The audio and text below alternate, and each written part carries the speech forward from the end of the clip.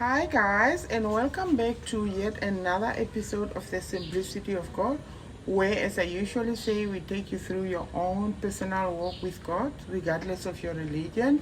On this channel, I always want to make clear that you understand that it's not about which religion you are from.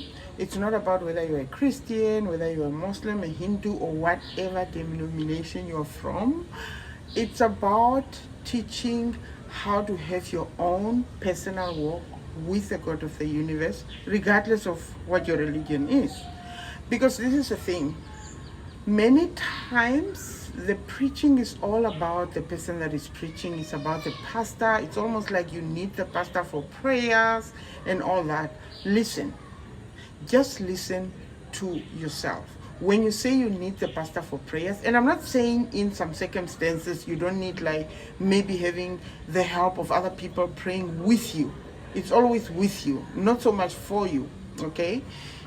So when you look at that, it's like saying that you have a father, but there's some specific children who are more beloved than you, who have to go to your father to ask things on your behalf. How silly does that sound? How does that even sound to God? God doesn't like that. So this is where we come in to teach you that you actually can have your own personal walk with God. So welcome back to Jesus is Enough Ministry. My name is Jehovah, and before we get any further on, please don't forget to subscribe, like and comment, and don't forget to push that notification button. So let's get started.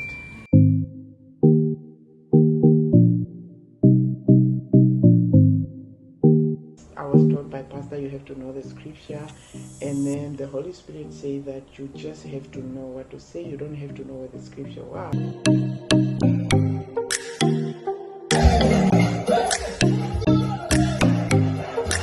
Okay guys, welcome back. Jehovah here.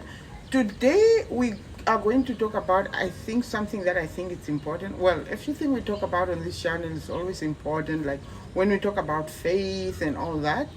I don't know whether I might use a demonstration as I usually do, because most people like it when I because most people say they are watching my channel with your children, because it's kind of like I have a very basic way of teaching so that a child can understand what I'm teaching. So this is what we're going to talk about today. We're going to talk about, I don't even know what we're going to title this video, but it's going to be about witchcraft in a way of, like, witchcraft existed in the Bible, and it still exists now, obviously, and it's a big thing. However, we need to know that God is an almighty God, right? And I think I'm going to use example. We're going to read Exodus 7 and 8. And I'm going to take some examples out of it. I'm not really going to read, because I think I know the whole story. I'm going to tell a story, and then you actually can read from your own Bible, because I'm going to tell you where I'm going to read from. But today we're going to talk about, Exodus 7 and 8, which is basically going to be about Moses being sent by God to take the Israelites out of the slavery of Egypt, right?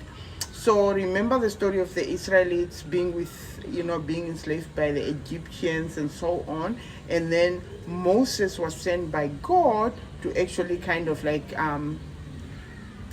take them out of that, right? So this is the whole thing. First of all, God is very funny, guys, right? Have you noticed how funny God is? God is hilarious. So he sent someone, Moses obviously, to someone, Pharaoh obviously, who had so many gods. And he said that he had to tell him that, let my people go, and if they ask who said that, then they have to say, like, the I am that I am. What a name, right? I love that name of God. The I am that I am. My God, that name, so powerful. Anyway, so Moses was sent to Pharaoh. Pharaoh had many gods, like the god of like they literally had a god for everything. The god of the moon, the god of the sun, the god of the house probably, the god of the car. I don't even know whether they had cars like during those times. If they had like television, they probably would have the god of television, the god of the kitchen, like the god for every single thing. And now you're telling me your God said I should let your people go? Like, what do you mean? You know? Out of nowhere, the British just decided to roll up. Imagine what the Indians must have felt like on that day. Minding your own business, walking through a field. Next thing you know, the British showed up on horseback. I'm saying, I'm letting you know that we're here to colonize you by order of the Queen. Who is the Queen? The Queen. The Queen of England, the ruler of Great Britain. She who was ordained by God. Which God? God. The one true God. There are many gods, my friend. What is the name of your God? There is only one God, and his name is God, and you too shall worship him. You want me to worship a God, but you don't want to tell me his name? What are you talking about? There are many gods, okay? There is Shiva, there is Lakshmi, there is Hare Krishna, there are many gods. What is the name of your God? His name is God. You don't know the name of your God? It's just God. Is it like mommy or daddy? You want me to worship your God, but you don't want me to tell me his name, huh? How am I going to pray to him? What do I do? Every morning I go to wake up and I pray like, oh dear God, I was hoping that maybe God you could help me. No, sorry, not you, other God. No, other God. No, not wrong God. No, God, I was trying to talk to other. No, you're right. I should have asked for her first name. No, God. No, other God, please. No, God behind that God. No, not you today, God. Other God. You're right. He told me he would know I was talking to and I don't. No, other God, please. That God on that. No, that God. Then I wonder why my prayers are not getting answered, huh? So I feel like God placed Moses in a situation where Moses probably didn't even have a clue. That's probably why Moses was running away, like, oh no, like, I can't do that. I can't speak very well. And then God had to, like, ask Aaron to go with Moses and so on. But the whole thing of this topic, like the whole thing of this teaching, it's going to be about knowing that the devil has some power, like in the sense, okay, this is what I'm trying to say. There's some power that operate in this world. So even Jesus himself say that we are not from this world. We are in this world, but we are not from this world, right? That should show you that what Jesus really meant is that this world belongs to someone else, obviously the devil. Now, it's not like a belong as in belong. I think you kind of know what I mean. Obviously, God is in control of the whole entire world, but the world as in the physical kind of right now belongs to the devil, right? Anyway, so this is what I'm going to tell you. So the story goes like Moses go to Pharaoh and all that, and then obviously Moses needed to demonstrate that, there's some things that he could do to demonstrate the power of the God that he's representing, since the Pharaoh has so many gods, right? Okay, so this is what happened, what basically happened. Moses went to the Pharaoh and told the Pharaoh that, God said that let my people go. And then in the sense of demonstrating that what this powerful God can do, Moses threw his stick down on the floor and it turned into a snake. But guess what? Pharaoh was like, oh my God, come and see what Moses is doing. Moses has become a magician. Because you know what? Pharaoh magicians could do what Moses just did. Even though the Bible records that his snakes was bigger and swallowed the magicians' snakes, the fact is the magicians did it, okay? And then the next one I think is like the turning of the blood, in the nail and so on. Guess what? Surprise, surprise! The magicians could do it. What? Can you see? Witchcraft is in the Bible.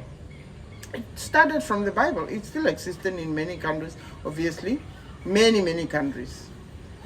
So now Moses went to, I think, the third part of it, which is like, like, because remember, I think God is just like really, like, I don't know, God is just sarcastic, because I feel like God was just pushing kind of the limit, putting those three ones that he knows the magician could do, like at the first, like, it's just like, come, let's fight, and then you don't show your best, your best kind of like ammunition, if I have to say that, out there, but just like kind of really push, just to let the person start saying that, you know what, let's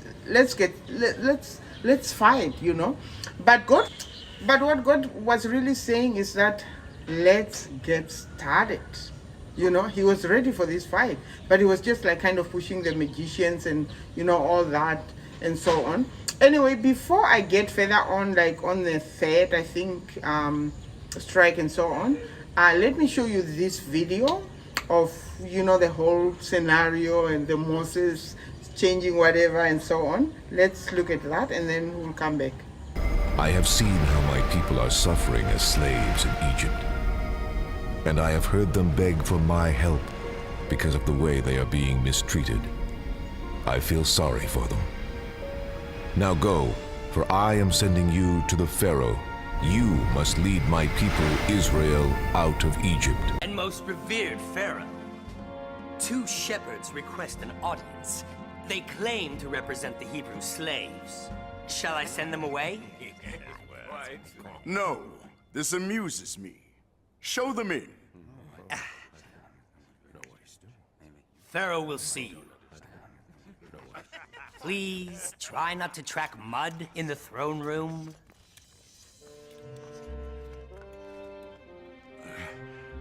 Mighty, great, Pharaoh. Speak up, insect.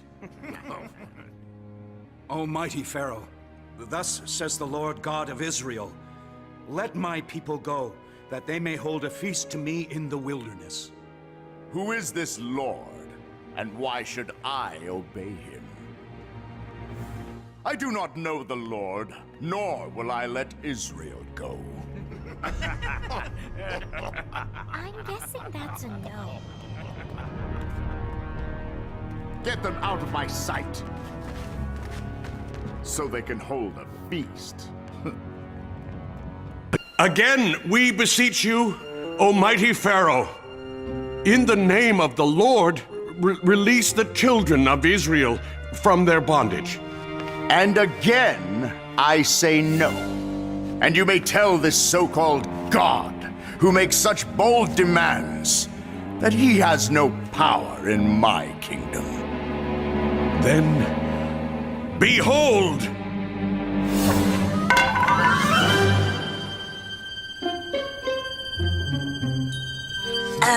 Maybe I should try my magic card shuffle.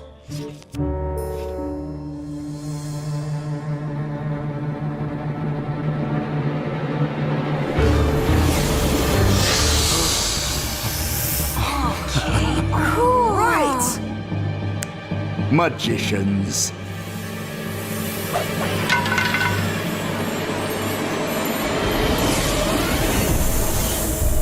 Whoa! My court magicians do what your God can do.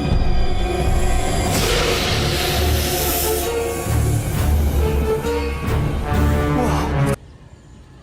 Okay, welcome back. Anyway, guys, I've been bitten by mosquitoes. Can you see? Yeah, that's how worse mosquitoes are here. Anyway, so now Moses, I think it was the frog thing, and the magician could do it. But this is the most powerful part that I want you to get. I think we're moving forward to a place where I wish, you know what? I think I'm gonna have to read that place. I'm gonna have to read it. So let me look for it and read it for you, because I think it's interesting to find that eventually the Bible record that what Moses did, or what God, obviously it wasn't Moses, it was God. What Moses did, the magician could not do it. So what am I trying to say? What I'm trying to say is that there is some things that you think, you know, oh no, the devil does this and so on, you know what? But there's some things that God can do, but the devil cannot copy it. Because remember, the devil is there to copy whatever God does and trying to do it better, but he can never do it better than God. If it was depending on the devil right now, they would clown people, honestly speaking. It's just that they just couldn't succeed to do it. The devil just couldn't. That's the one thing that the devil couldn't succeed. That's being able to make a human or even clown them. They tried for years. They just couldn't do it. So I'm gonna read you know, where it stopped, kind of. It's interesting. Like I said I was not gonna read, but you know, you can never not read sometimes, eh?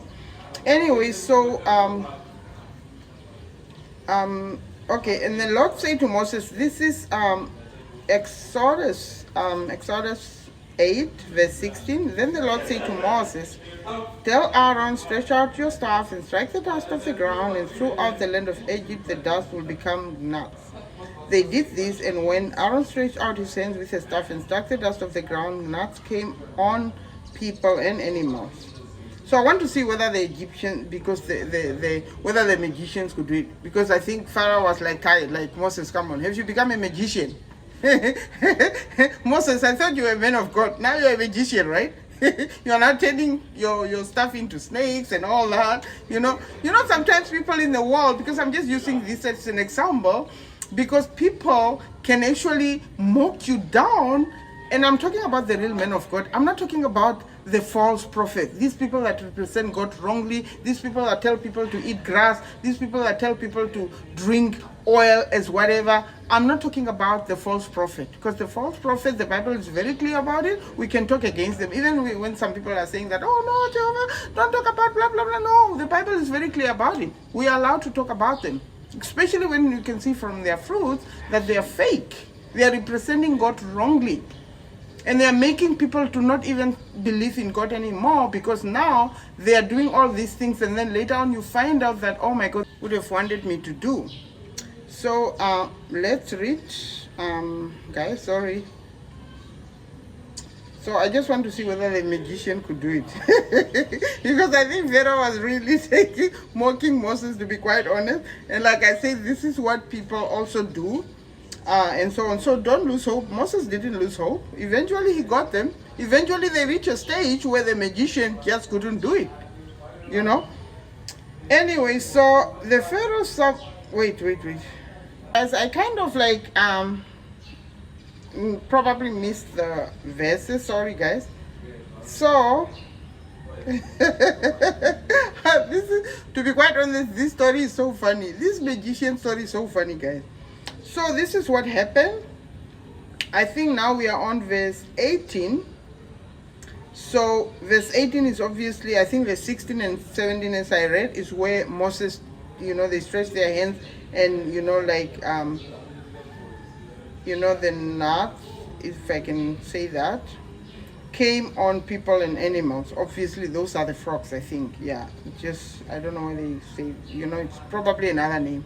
Anyway, but when the magician tried to produce nuts by their secret arts, they could not.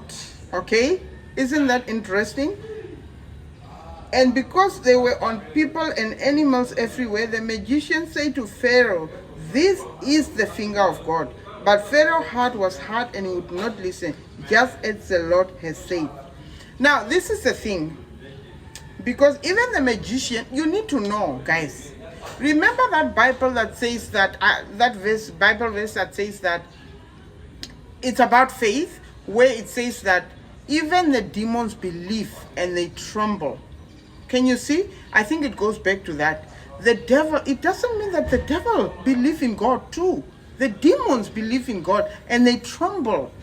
Remember that, I will use another specific example. Remember, like, when the men that has the legions were, like, when the demons were cast out, they were literally begging Jesus to actually put them in the pigs.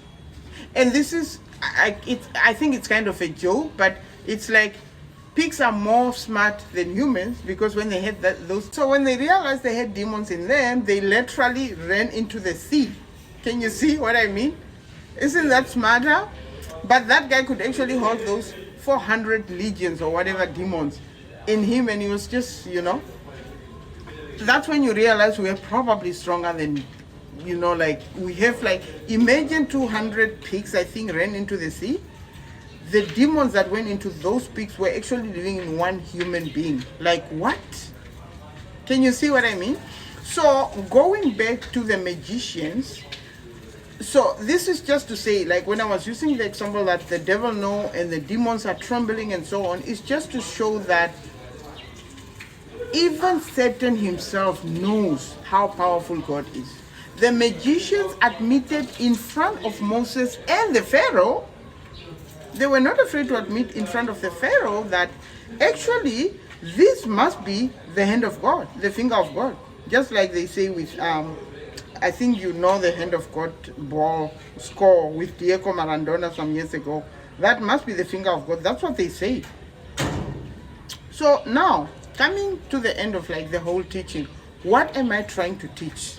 I'm trying to teach that no matter what you fear in the world, whatever that fear is, it's not even about witchcraft. It's only because I use that example, only because that's, I think, a better example to kind of show and prove God's power.